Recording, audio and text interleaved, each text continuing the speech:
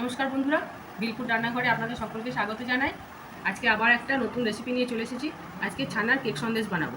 তার জন্য 2 লিটার দুধকে ভিনিগার দিয়ে কেটে এই ছানাটা বানিয়ে নিয়েছি, তৈরি করে নিয়েছি। এখানে দেখুন আমি সম্পূর্ণভাবে নিংড়িয়ে জলটা ঝেড়ে ফেলে দিইনি, এখানে একটু জল জল হয়ে আছে।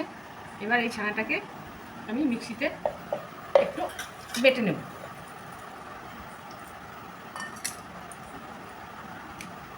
আর এখানে চিনি নিয়েছি, এই চিনিটা অর্ধেকটা এখানে দিয়ে দেবো।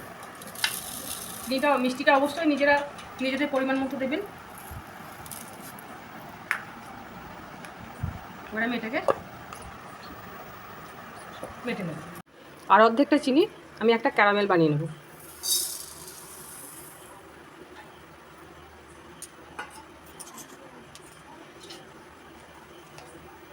ক্যারামেলটা বানিয়ে নিয়েছি, সুন্দর কালার এসেছে। এবার এখানে যে ছানাটা মিক্সিতে বেটে নিয়েছি সেটা এবার এই বাটিটার মধ্যে রাখবো।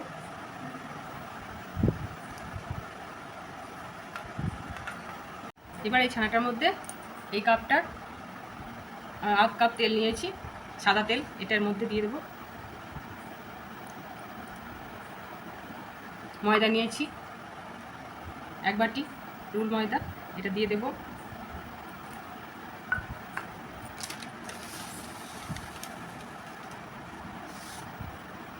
হাফ বাটি সুজি নিয়েছি, এটাও দিয়ে দেবো। এবার আমি এটা খুব ভালো করে ফাটিয়ে নেব। আর এর মধ্যে যে ক্যারামেলটা বানিয়েছিলাম সেটা দিয়ে দেবো।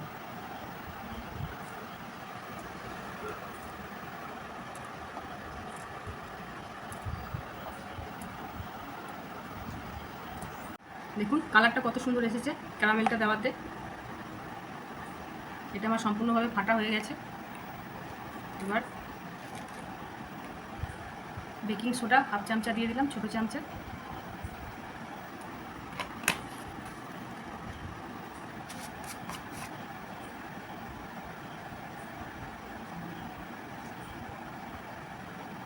বেকিং পাউডার দিয়ে দিলাম 1/2 চামচা মতো।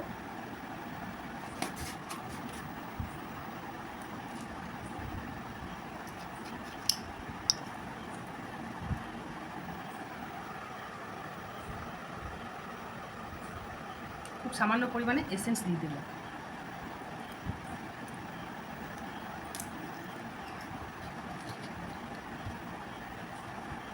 এবার এটা খুব সুন্দরভাবে মিশিয়ে নেব।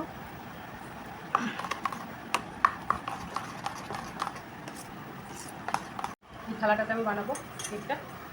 একটু সাদা তেল গুলিয়ে নিয়েছি।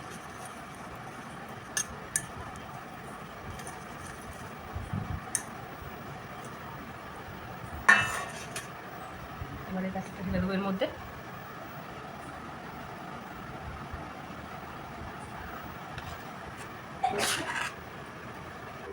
কড়াইটা প্রিহিটে দিয়েছিলাম 5 মিনিট আগে। এবার আমি এটা বসিয়ে দিলাম, ঢাকনাটা দিয়ে দিলাম।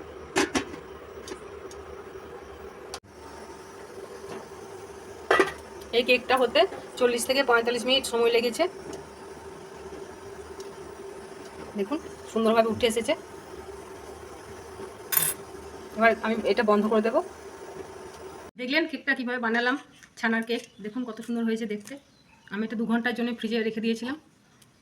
এবার আমি এটাকে এই প্লেটের মধ্যে ঢেলে নেব।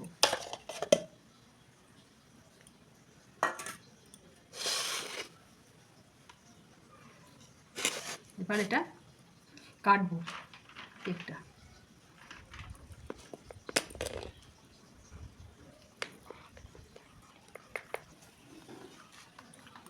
আমার এই রেসিপিটা ভালো লাগলে অবশ্যই লাইক করবেন, কমেন্ট করবেন, আর আমার চ্যানেলকে অবশ্যই সাবস্ক্রাইব করবেন, ফেসবুক পেজটাকেও ফলো করবেন।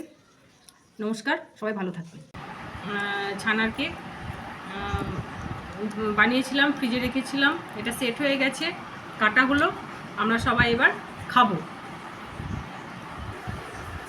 আদ্রিকা কেকটা খা, কেমন হয়েছে বল।